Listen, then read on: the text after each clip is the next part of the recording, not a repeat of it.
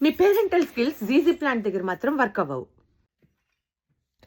కొంచెం తినమ్మా, 3 గంటలైంది. వారం అయింది కదమ్మా, కొంచెం వాటర్ తాగు. నో, ఆకలి. ఇప్పుడే కాదు, ఆకలి. ఇంకొంచెం ఆగాలి. ఆకలి. ఇంకొక వారం. ఆకలి. ఓకే, టైం అయింది, పద. నీళ్లు తరచుగా పోయొద్దన్నాను, కొంచెం కాదు. Stress coat, vitamins, fertilizer. ఇలా మొత్తం నీటిలో ముంచేయండి.